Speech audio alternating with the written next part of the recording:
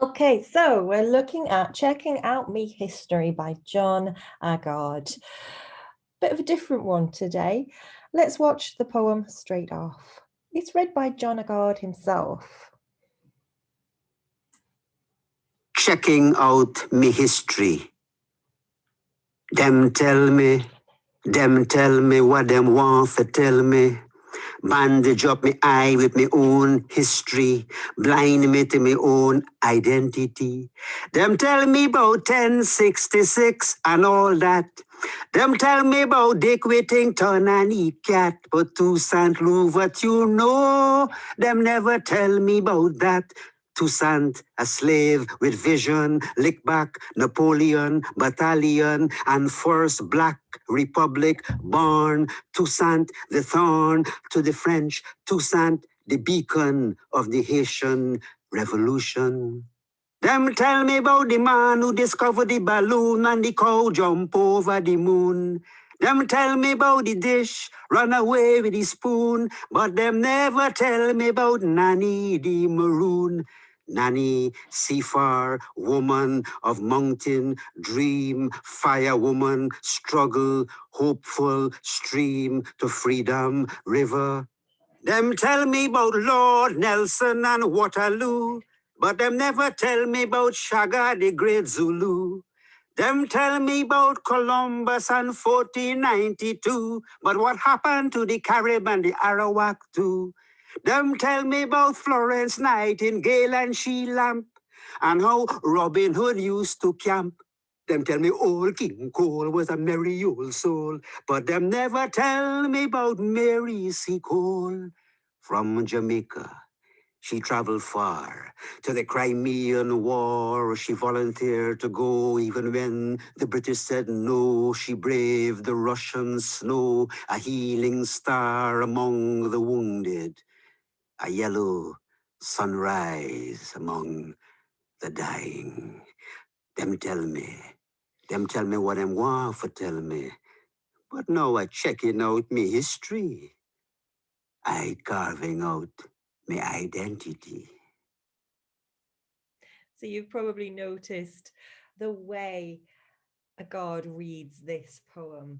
It's almost sung certain sections of it, and obviously you will have noticed a little bit about the structure of it's using italics in certain sections, so you should have a copy of this in front of you. All right, so now we're going to relook at the title of the poem. Why has he written it ungrammatically according to standard English? What is the effect? So pause and consider it. So here Agard uses the personal pronoun me instead of the possessive my in the title, and he does this deliberately to subvert standard English, because his argument in the poem is that the English have taught him a lot about their history and culture. He refers to stories and nursery rhymes he's learned, but he's angry that the English have not taught him about history, which is relevant to him as a Black man. He feels the English language hasn't covered Black history and has been hidden from him. So using patois English means he is stating clearly that he's different and thus requires a different teaching of history. He sings the parts about being taught white history and culture to show that it was something he learned in a childish, rote type of way, but he speaks about the Black heroes to add to his feelings that they're important and should be taught about in schools, in fact. So what is the poem about? It's about his identity and how it links to his history, but he's only taught the British history and not about his Caribbean roots. And we've obviously got the sharing of a number of historical figures from other cultures and questions why he doesn't know about these people. They're not mentioned. But at the end of the poem, he asserts that he will create his own identity and check out his own history. So we've had a look at John Agard's reading of Checking Out Me History, and obviously there are distinctive sections in the poem which are read out very differently. So why does he sing some parts and speak others? And what effect does this have?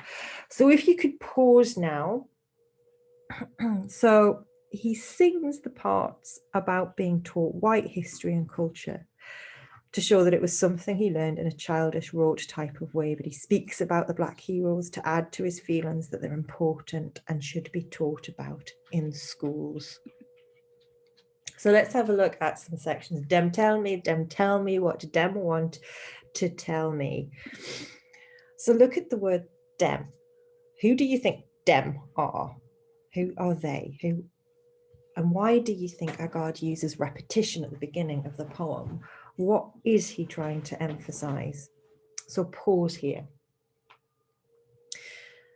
So dem seems to indicate all the white people who have taught Agard about history and culture.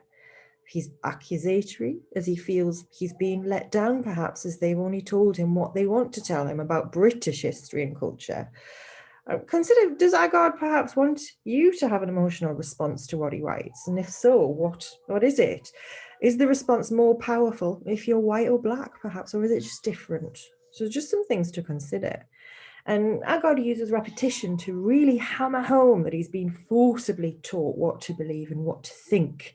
And the knowledge he's acquired has been biased and only part of the story, what the British wanted him to know, rather than what he would have liked to learn about in terms of his own culture or history. So consider this table. If you could copy out the culture, the historical events and figures, the white culture and the black historical events. And then we'll have a look in a second at the significance of some of these things that he doesn't talk as much about. So finally, on the first section, what do the following mean? So if you can complete this and pause. Okay, them is them, me, my, as we said before. About, that, lick back, defeated. D of, C far woman, who is a woman who has a vision of the future.